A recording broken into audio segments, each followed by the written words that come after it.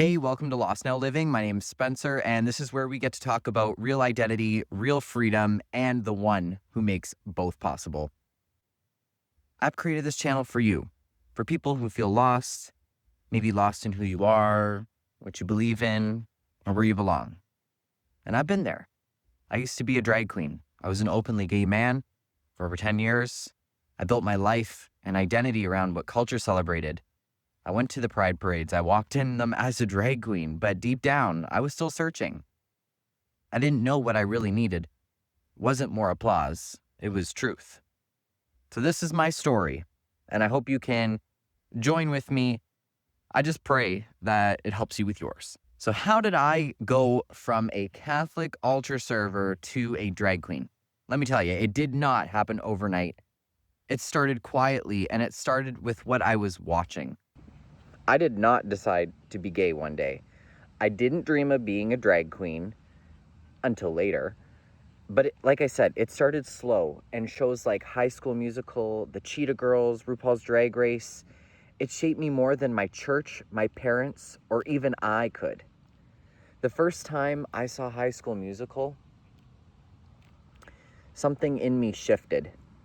I was truly obsessed with it. I saw High School Musical 1, 2, the live version, all of that. When I saw Zac Efron shirtless in the locker room, abs out, he was admired, he was confident. I felt something I didn't really understand, to be honest. It was a curiosity mixed with desire, and I didn't know what it meant, but I kept feeding it. I kept watching it over and over and over, and I would pause on certain parts of the movie where, the guys were showcased. Now, looking back, it wasn't just the characters or the music, it was the message. Be whoever you feel like, make your own rules, your feelings define your truth. I'm watching in that same movie Ryan and Sharpay, and Ryan is his expressive self and celebrated for it eventually. But Sharpay, super popular, super expressive, has everything materialistic she wants.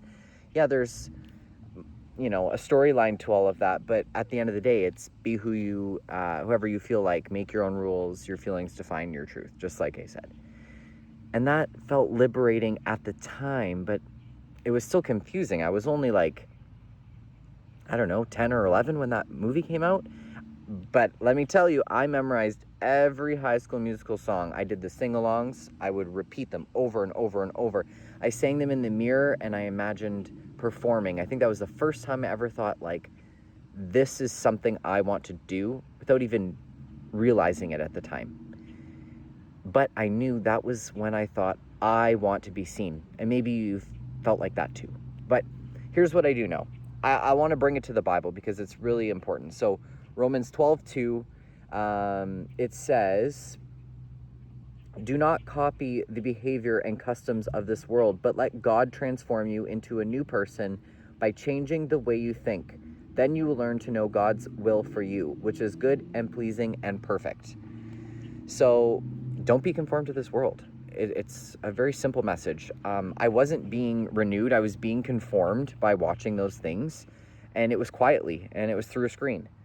I kept watching Disney Channel, Cheetah Girls, Gotta Kick It Up, which is a cheerleading movie, That's So Raven, Hannah Montana with this, that's something crazy, with a dual personality, basically what I did. I was Hannah Montana as a drag queen. But these shows encouraged a few things: rebellion, sass, self-invention, and I soaked all of that in over many years. You add pop music to the mix with its message of hookup culture, partying, living for yourself. Honestly, I was fully immersed. You can't tell me that, as lame as some of these pop songs are, that they're not catchy. They're catchy for a reason. We know that Lucifer was the angel in charge of music in heaven. Why do we think Hollywood is the way it is? But I want to go back to scripture again. So I want to go to Proverbs. It's going to be Proverbs 4:23. And it says, guard your heart above all else, for it determines the course of your life. Above all else, guard your heart. Everything you do flows from it. I was not guarding mine as a child, and my parents thought it was probably harmless, and you can't blame them. They were not aware of what was going on. I wasn't even aware of what was going on. But now I do understand, and I do have to watch what I watch and what I allow my nephew to watch or my future children to watch.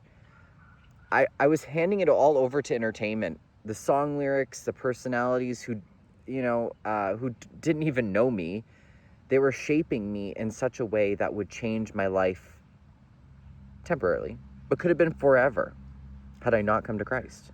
Had God not met me where I was at, broken, lost, and confused. Well, then came RuPaul's Drag Race. Let's throw another wrench into it all. I watched one episode. I had no idea what it was. Never heard of it. I was in college, so we're fast forwarding here. I was hooked immediately. I did not just admire it. I wanted to become it. They were all glorified. They were funny.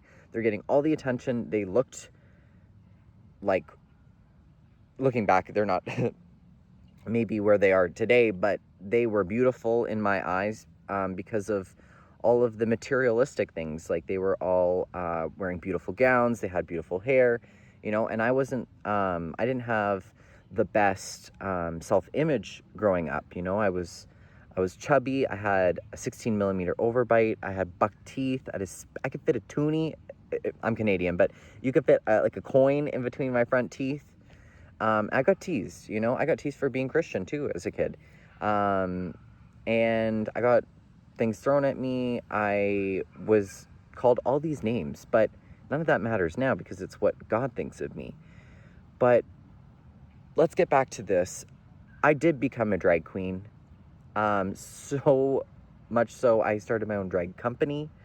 I made a name for myself. I use the name. I don't even use this name. I don't speak it rather ever really, but it's Ariana Venti because I was so obsessed with Ariana Grande, like truly obsessed. Stay tuned for another video about that. But I was no longer mocked for being too feminine. I was being celebrated because really as a kid, I was sensitive. I was very hospitable. I was very loving. And I was creative, and that got made fun of. And you match all of the bullying with all of the media influences, and you've got a product for this community that's going to embrace you, and ultimately it's going to change you. But beneath all the glitter, the glam, the hair, the makeup, the wigs, the fake breastplate, I was still very much broken, believe it or not. Yeah, I had a lot of great memories, I guess you could say, but honestly, it was just amongst so much hurt and depression, which I no longer have now. And that speaks volumes. So I didn't find healing in the applause. It lasted so temporarily. I found healing in Jesus Christ. And that's my message for you.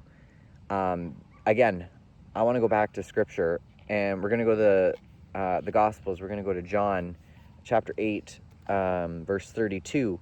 And you will know the truth, and the truth will set you free. The truth will set you free. And that's exactly what happened to me. The truth didn't shame me. It saved me. God, like I said, he met me where I was at. I was not fixed yet. I'm still not fixed. I'm very much broken. But I'm made complete because of Jesus. The thing is, Jesus met me while I was ready to light my bong. And he told me, put that down. We're done. I've told this to many people. And I was like, I hadn't even smoked yet. So I was like, am I high right now? Like, why am I thinking this? And to be honest, I put everything in a trash bag. I was so obedient in that moment. I didn't follow what my flesh wanted. I didn't even know the difference between flesh and spirit yet. And I was obedient. I put it all in a trash bag. I went out into the driveway, and I just smashed it in the driveway and threw it away because I knew I didn't want to go back in and rifle through glass to try and find my cannabis and stuff. Same happened with all my drag stuff. All went in trash bags, went to the end of the road. I have a couple of things left that I plan on selling, but I think I'm just going to honestly use them for my testimony, show you, like, this is where I was at, and, like, it's no longer. The old me is dead. Ariana Venti is dead. But all in all, like, Jesus didn't pull me out of a lifestyle. He gave me a new identity. One that wasn't shaped by feelings or fantasies or performance, but by his word. What I was just reading, this is his word, the Bible, and love. God is love by definition. So in closing, honestly, stay with me if you've made it this far. I know you might feel lost right now, which is why you're probably watching this, or maybe you're just supporting me, and I appreciate that too. But you got to know there's a God who sees you, who loves you, and can lead you into a new life, just like he did for me. I'm living proof. So don't give up. You're not alone. You are not alone. And you were never meant to stay lost. You were made to live. Lost, now living. So if this resonated with you, I'd love for you to like, comment, and subscribe so we can walk this journey together. That's my hope. That's my prayer. This is only the beginning, and I will see you next time, right here on Last Now Living. God bless.